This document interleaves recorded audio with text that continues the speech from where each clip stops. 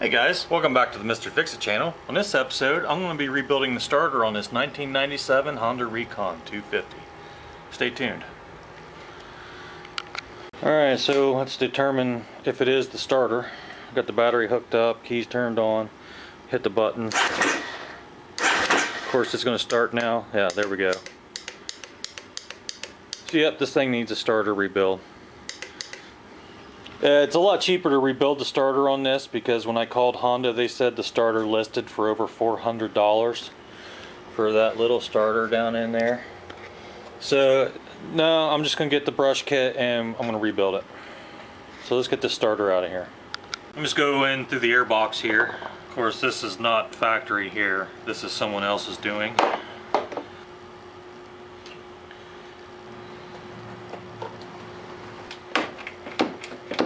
Little pry bar action here. Stuff is all cold and stiff, so get this pry bar in here and maybe slide this boot off.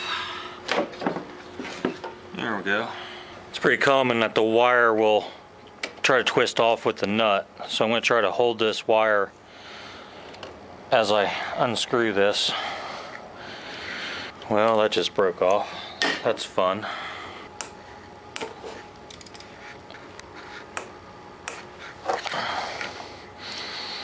I know you guys can't see much, I apologize. There's two bolts, there's one down here that you can't see. Stick my pry bar in here. Try to wiggle this starter out. There it is.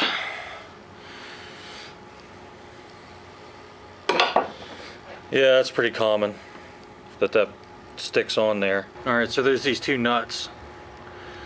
And usually what happens is when you try to twist off the nut that holds the cable on, it tries to spin the cable with it and the whole guts inside will turn. So what I did is I ground down a wrench to fit underneath here to hold this bottom nut so I can get the top nut off.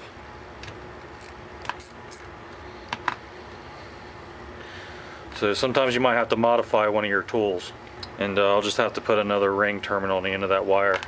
Alright, these are 7mm.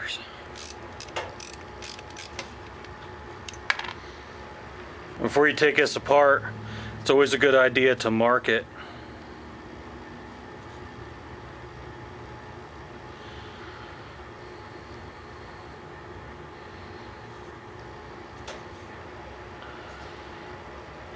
There's actually marks already on it, but they're hard to see. This part of the starter can go on either this way or back on this way, and if you put it on backwards, the starter will run in reverse.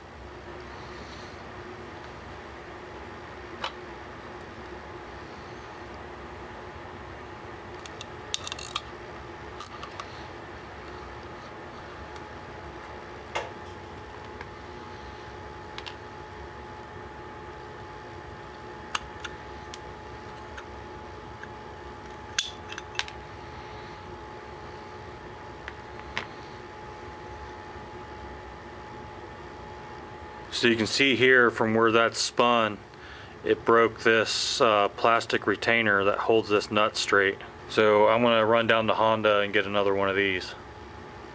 I'm going to pull the armature out of here and I'm going to inspect it.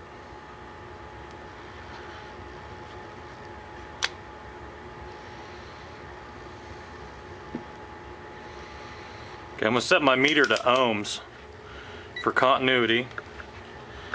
And I'm going to put them on the commutator bars. That's what these things are here, the commutator bars. And I'm going to check to make sure none of these are making contact with anything else on here. So I'm going to set this to a beep function. And I'm just going to touch one to the rotor and one to the comm bar. And I'm going to check all of these comm bars to make sure none of them are making their way to ground anywhere.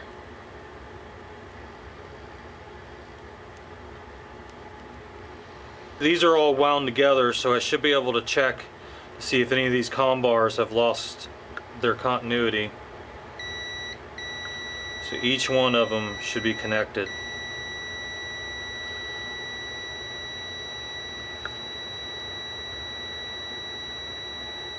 Alright, we got a good armature. So we know all we need is the brushes. I'm going to take this over to the wire wheel on the grinder and I'm going to clean up these comm bars. Alright, now that all these are cleaned up, it's ready to go back together. Alright, so I'm back from Honda and I got this plate and this plate and this brush are separate, two separate pieces. Here's the part number for this part here. Here's the part number for it. And for the plate, here's the part number for it. This plastic insulator, this goes on, where'd that part go? This goes on this brush right here to insulate it from the casing of the starter. And they told me that this part is not available to order separately. You have to buy a new starter to get this part here, which is broken. So that being said, I salvaged this part out of another starter. So you may have to do the same thing if you're going to do this and this part is broken.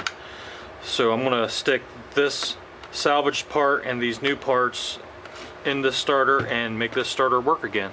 Alright, to get this brush in here, you got to pull this spring back. So I got a little pick. You got to get this brush inside there. So pull this little spring back.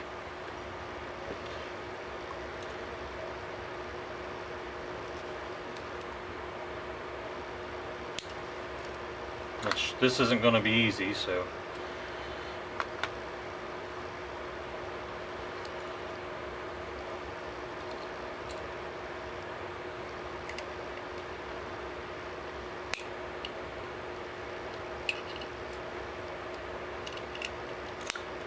Well,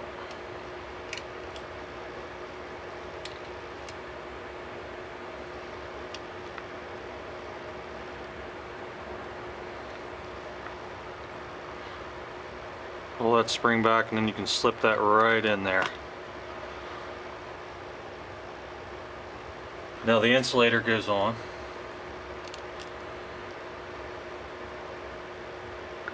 And there's a little rubber washer, little rubber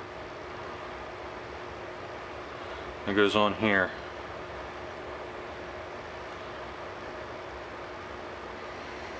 There's a bunch of carbon in here. I'm going to clean this carbon out. A little brake clean.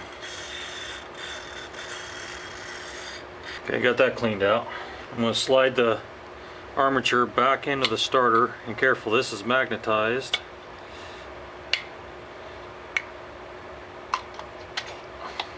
Don't lose this little spacer here. I'm going to put a tiny little drop of oil down here in this bushing.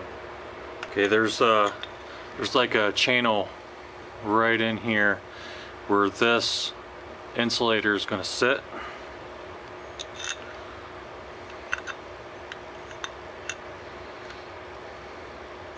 This little tab right there, it fits down in these slots right in here. Okay, there's a series of these little fiber discs that go on.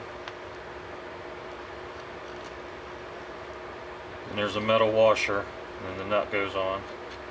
Don't over tighten this because you'll break that square little insulator inside the starter. I'm going to kind of insert this in at an angle, and I'm going to use the comm bars to push the brushes in as I slide this part of the shaft down in that bushing.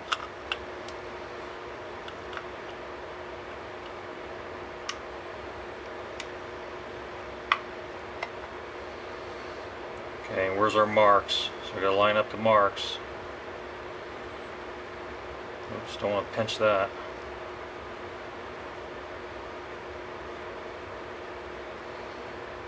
Get that seal out of the way. Line these marks back up.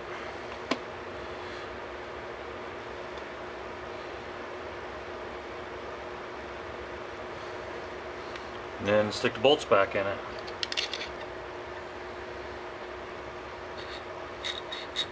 Now that starter's ready to go back on.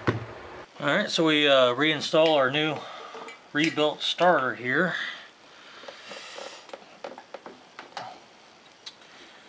Just as easy as it goes in, just as easy as it came out.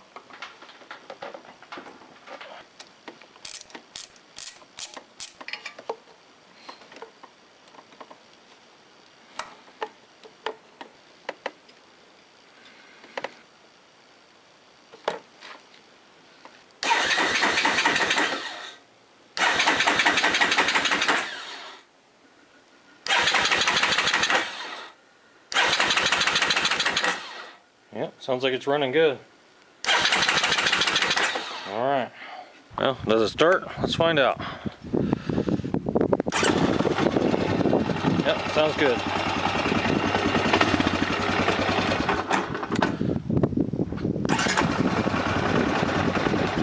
Usually it's a better idea to rebuild the factory starter than replace it with a cheap one from the internet, because the cheap ones from the internet are not going to last and be as reliable as the factory starter.